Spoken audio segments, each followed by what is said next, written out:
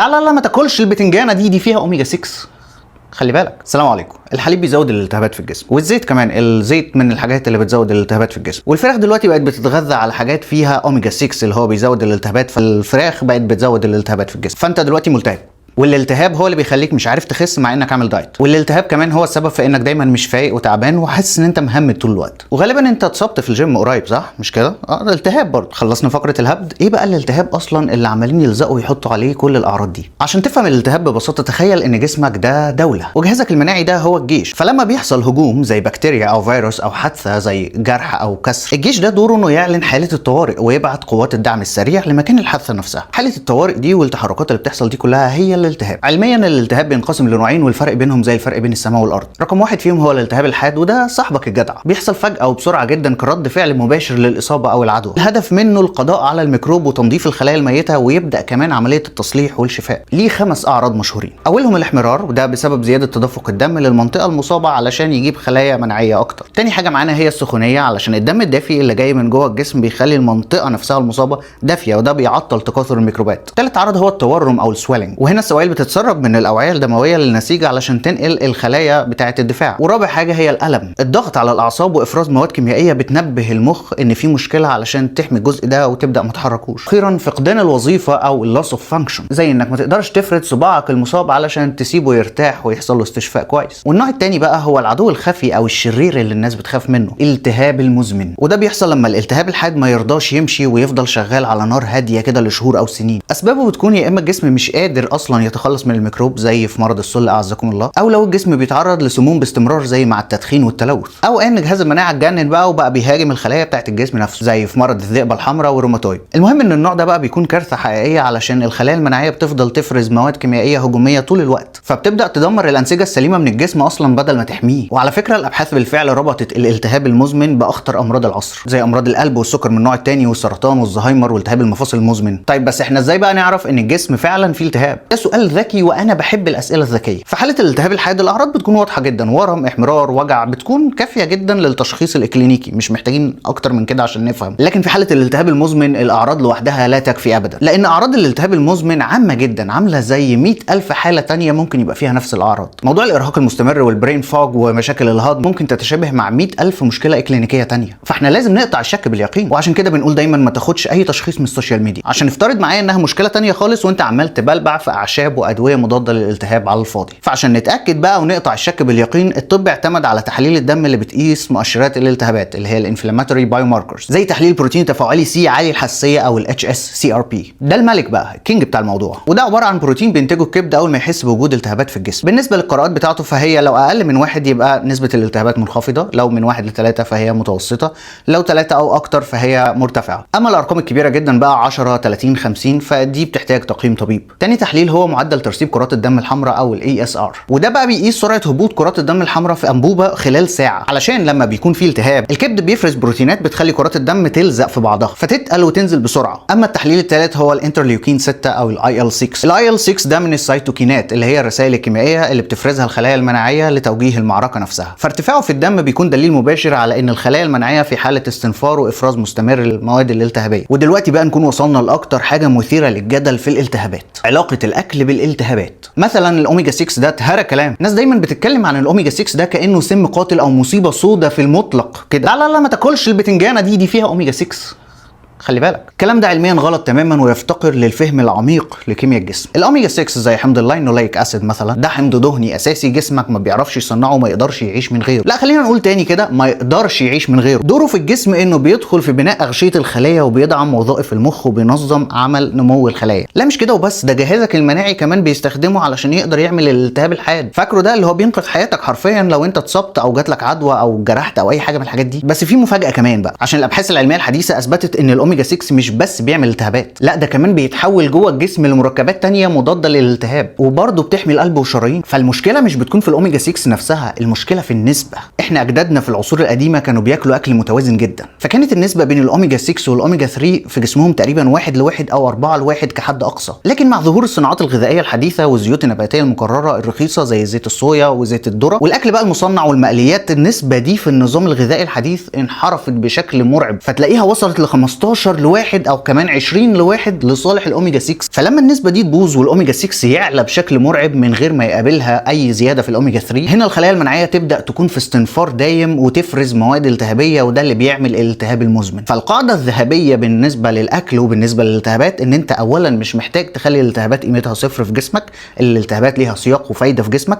رقم 2 انت مش محتاج تلغي او تخلي قيمه الاوميجا 6 صفر، انت محتاج بس تقلل من الاوميجا 6 وتزود من الاوميجا 3، عشان الفكره فكره نسبه، انت محتاج تظبط النسبه. وسبحان الله اسهل طريقه ممكن تعمل بيها ده هو ان انت ما تبقاش تاكل اكل مقرف، ما تبقاش اكلك كله جانك فود. الثلاث وجبات بتوعك في اليوم كل يوم لمده 7 ايام لمده شهر لمده سنه، طول الحياه بتاكل اكل جانك فود بس، يعني مش منطقي ابدا ان انت تبقى بتعمل كده. بس فجس وات، انت محتاج تخلي اللايف ستايل بتاعك صحي وتخلي بالك من اكلك وتخلي بالك من جسمك علشان تقلل الالتهابات بتاعت جسمك. مش مثلا انت عرفت ان الفراخ زي ما حد كده كان بيقول ان هي بقت بتاكل حاجات واعلاف مليانه اوميجا 6 فهي زادت فيها الاوميجا 6، امنعوا الفراخ. الكلام ده مش منطقي ابدا في اي سياق. جسمك مش بيتعامل بوجبه، الحمد لله يعني جسمك مش بيتعامل بجد بوجبه. ده اصلا في اكل تاني غني بالاوميجا 6 ويعتبر سوبر فود علشان تبقى عارف، زي عين الجمل مثلا بيقلل مؤشرات الالتهاب المزمن في الدم مع انه غني بالاوميجا 6. السمسم وزيت السمسم والافوكادو وزيت الافوكادو كل دي حاجات غنيه باوميجا 6 ولكنها سوبر فودز ومفيده جدا على فكره. وده اكبر دليل على ان الحكم على الطعام من منظور عنصر واحد فقط دي طريقه مضلله في التفكير اصلا. فمش كل ما نشوف حاجه فيها اوميجا 6 نقول لا خلاص ونمنع. جسمك مش بيشتغل بجد